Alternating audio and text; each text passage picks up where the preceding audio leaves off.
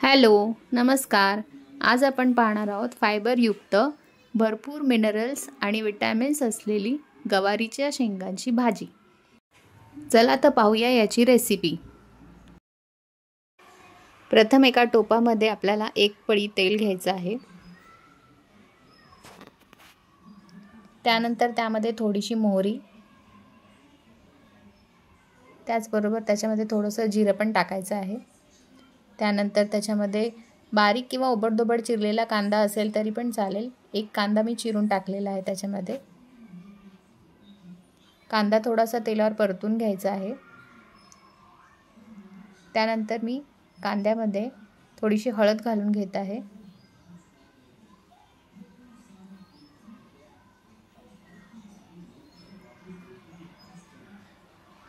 त्यानंतर त्यामध्ये अर्धा टोमॅटो चिरून टाकलेला आहे.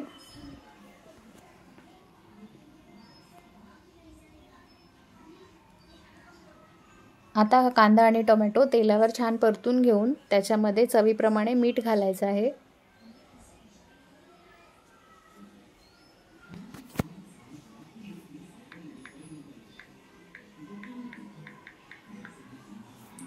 त्यानंतर त्यामध्ये लाल तिखट किंवा मिरची पावडर आणि हा घरगुती काळा मसाला किंवा घाटी मसाला आहे, जो आम्ही घरीच बनवलेला असतो दरवर्षी, तो मी टाकत आहे थोडा.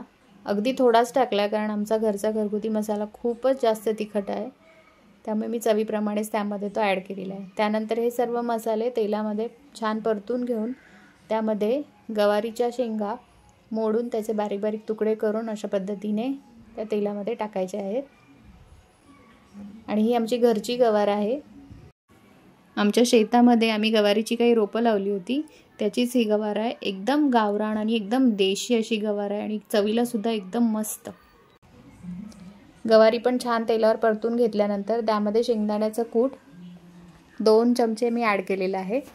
भाजीची ओरिजिनल चव कमी होऊ नये म्हणून मी शेंगदाण्याचा कूटाचा कमी वापर केलेला आहे. त्यानंतर छान परतून घ्यायचं आहे सर्व आणि त्यामध्ये भाजी शिजण्यापुरतंच, अगदी जर लपतप हवी असेल तर थोडं जास्तच पाणी घालायचं किंवा भाजी शिजण्यापुरतं जरी घातलं तरीसुद्धा चालेल. आता इथे मला सुकी भाजी हवी होती, त्यामुळे मी त्याप्रमाणेच पाणी घातलेलं आहे. बघा भाजीला किती सुंदर रंग आलेला आहे. आणि थोडीशी कोथिंबीर मी आत्ता घालणार आहे आणि थोडीशी भाजी शिजून झाल्यानंतर. आता एक भाजीला उकळी आल्यानंतर भाजी चांगली शिजून द्यायची. आपल्याला कशी हवी आहे, लपतप हवी आहे किंवा थोडीशी पातळच हवी आहे किंवा घट्ट हवी आहे, सुकी हवी आहे, त्याप्रमाणे आपण त्याच्यातलं पाणी आटवायचं आहे. भाजी चांगली शिजून देऊन त्याच्यानंतर त्यामध्ये वरून कोथिंबीर टाकायची आहे आणि आता ही खाण्यासाठी तयार आहे गवारीची भाजी.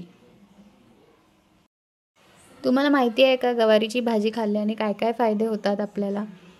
ही भाजी खाल्ल्यामुळे पचनक्रिया सुधारते, तसंच डायबिटीज असेल तर ते सुद्धा कंट्रोलमध्ये राहतं.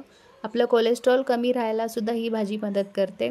हाडं पण मजबूत होतात आणि गर्भवती महिलांना तर आवर्जून ही भाजी द्यायची असते आणि याच्यामध्ये भरपूर प्रमाणात फॉलिक ॲसिड असतं, ज्याचा फायदा गर्भवती स्त्रियांना होतो. गवारीची भाजीचं सेवन केल्याने बद्धकोष्ठतेसारख्या समस्या दूर होण्याससुद्धा मदत होते आणि याच्यात फायबरचे प्रमाण जास्त असते, त्यामुळे हृदयाचे आरोग्यसुद्धा चांगले राहते आणि हे खराब कोलेस्ट्रॉलची पातळीसुद्धा कमी करते. तर कशी वाटली तुम्हाला आजची रेसिपी कमेंट करून नक्की सांगा आणि व्हिडिओ आवडला असेल तर लाईक आणि सबस्क्राईब नक्की करा.